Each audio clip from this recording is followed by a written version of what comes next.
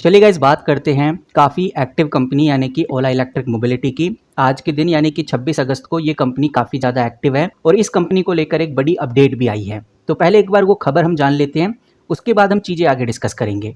Company ने खुद ही media house में काफ़ी इंपॉर्टेंट नोटिस पब्लिक किया है।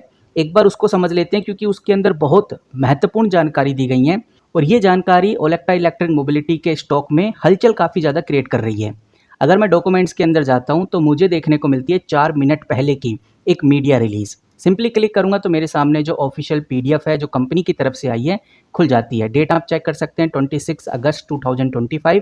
अब थोड़ा हम नीचे चलेंगे तो हमें काफ़ी इंपॉर्टेंट डेटा देखने को मिलता है। यहाँ पर समझ में आता है कि जो कंपनी है, कंपनी को PLI सर्टिफिकेशन मिल गया है। ओला इलेक्ट्रिक का जो जेन 3 स्कूटर है उसको PLI मिल चुकी है, यानी कि प्रोडक्शन लिंक इंसेंटिव। आपको बताना चाहूँगा ये जो PLI सर्टिफिकेशन है ये एक गवर्नमेंट का सपोर्ट प्रोग्राम है जिसमें कंपनी को उनके सेल के हिसाब से 13 से 18% तक का इंसेंटिव मिल जाता है और ये इंसेंटिव कंपनी को 2028 से पहले पहले मिल जाएगा। मतलब कंपनी अगर ज़्यादा स्कूटर बेचेगी तो ज़्यादा कंपनी को इंसेंटिव मिलेगा, डायरेक्टली कंपनी की प्रॉफिटेबिलिटी और ज़्यादा इंप्रूव होगी। तो अगर हम पुराना रिकॉर्ड उठाकर देखें तो जेन 2 के अंदर भी कंपनी को PLI सर्टिफिकेट मिल गया था और अब जेन 3 स्कूटर में भी कंपनी को PLI सर्टिफिकेट मिल गया है। जेन 3 के अगर आप मॉडल की बात करें तो अलग अलग मॉडल हैं, जिसके अंदर S1 Pro 3 किलोवाट वाला भी आता है, S1 Pro 4 किलोवाट वाला भी आता है और वहीं S1 Pro Plus भी आता है, S1X 2R किलोवाट का भी आता है, S1X 3R किलोवाट का भी आता है और S1X 4R किलोवाट का भी आता है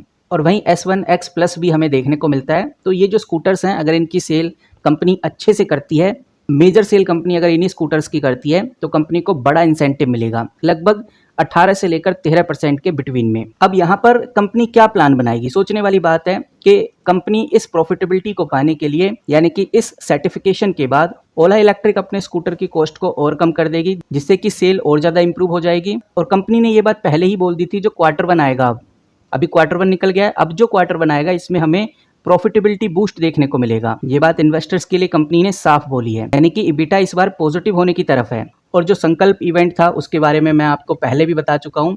संकल्प इवेंट में कंपनी ने बहुत बड़े बड़े डिसीजन लिए हैं। कंपनी संकल्प इवेंट के तहत बता चुकी है कि हम S1 Pro स्पोर्ट लेके आने वाले हैं जो 5.2 किलोवाट पर आवर के आसपास देखने को मिलेगा। वहीं 4 किलोवाट पर आवर के हिसाब का भी हम S1 Pro स्पोर्ट लेके आने वाले हैं। ऐसी अलग अलग मॉडल्स कंपनी लॉन्च करने वाली है, जिसमें रोड स्टार के भी कुछ मॉडल्स कंपनी ने बताए हैं, जिनका प्राइस रेंज लगभग 1,49,000 से लेकर 1,70,000 और 1,90,000 के आसपास रहने वाला है। नवरात्रि स्पेशल्स भी कंपनी लॉन्च करने वाली है और ये नवरात्रि स्पेशल जैन 2026 से शुरू हो जाएगा। और इसी PDF के अंदर फिर कंपनी अपने बारे में थोड़ा बहुत डिटेल दे देती है, जहां कंपनी बताती है कि ओला इलेक्ट्रिक इंडिया की सबसे बड़ी EV प्लेयर या EV मैन्युफैक्चरिंग कंपनी बन गई है। तमिलनाडु में इसका फ्यूचर फैक्ट और बेंगलुरु में बैटरी इनोवेशन सेंटर कंपनी ने खोले हुए हैं।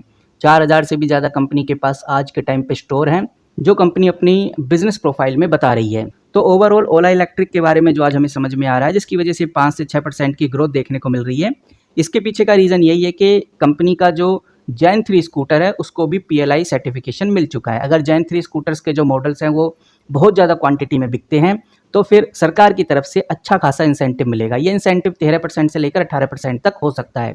तो कंपनी क्या करेगी, जो ये प्राइस है जेन 3 स्कूटर्स के, इनको रिड्यूस कर देगी ताकि सेल और इंक्रीज हो जाए। और अगर सेल इंक्रीज होगी तो जो PLI सर्टिफिकेशन के अकॉर्डिंग कंपनी को 13 से 18% का जो इंसेंटिव है वो मिल जाएगा। और ये भी बात है कि अगर सेल इंक्रीज होती है तो कंपनी के क्वार्टरली रिजल्ट में अच्छी ग्रोथ देखने को मिलेगी।